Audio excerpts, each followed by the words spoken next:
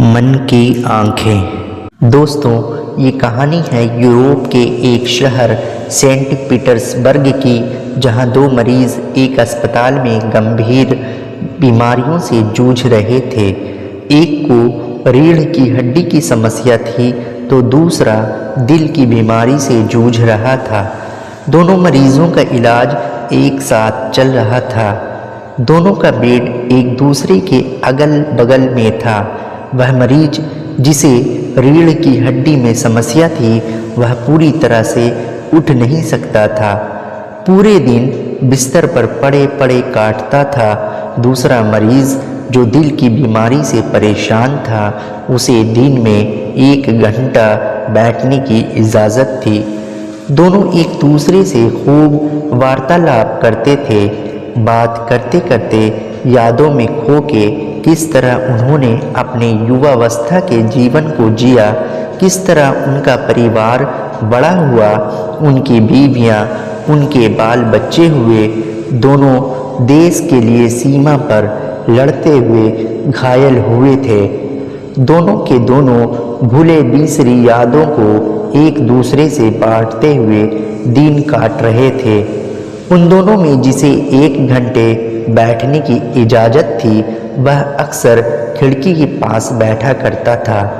सुबह उठना, पूरे दिन एक दूसरे का सुख दुख बांटना और शाम ढलते ही खिड़की के पास बैठ जाना, बस इतनी ही दिनचर्या थी दिल के मरीज की। पहला मरीज जिसकी रीढ़ की हड्डियां काम नहीं कर रही थी वह पूरे दिन सीधे लेटा रहता था। वह ज़रा भी हिल डुल नहीं सकता था। दूसरा उसे खिड़की के पास बैठकर बाहर के नज़ारे बताता था। एक शाम दूसरा आदमी खिड़की के पास बैठा था। बाहर के नज़ारे को बताते हुए वो दूसरे से बोला, ये सामने बगीचे में बच्चे खेल रहे हैं, पानी के फुहारे बड़ी दूर तक वर्षा कर रहे हैं। तुम जानते हो बगीचे में बड़े ही सुंदर सुंदर फूल खिले हैं। जी में आता है कि उन्हें छू कर देखूं। मुझे उम्मीद है तुम समझ रहे होगे मैं क्या कह रहा हूँ। पहला आदमी उसकी कई बातों से कल्पना कर रहा था और उसने ख्वाबों में ही चीज़ों की कल्पना कर ली। उसे लग रहा था कि वो चीज़ों को सदृश्य देख सकता है। इस कल्पना मात्र से ही वह बाहर का भ्रमण कर आया। ये कल्पना उसमें एक ऊर्जा का संचार कर रही थी। दूसरे आदमी ने पहले आदमी को घर के कमरे से इतना कुछ बता दिया था कि उसे बाहर की दुनिया एक बंद कमरे से ही दिख रही थी। वह अपनी रीढ़ की हड्डियों में प्राण महसूस करने लगा था, पर सावधानी बरतते हुए वह हिल डुलता नहीं था।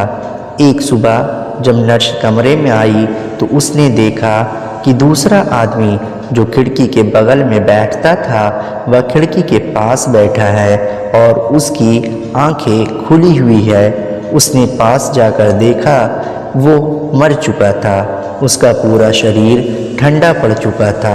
उसे वहाँ से तुरंत हटा लिया गया। जब पहला आदमी सोकर उठा तो उसने दूसरे को वहाँ ना पाकर नर्स से पूछा। नर्स ने बताया कि वह अब इस दुनिया में नहीं रहा। दूसरे से रहा नहीं गया।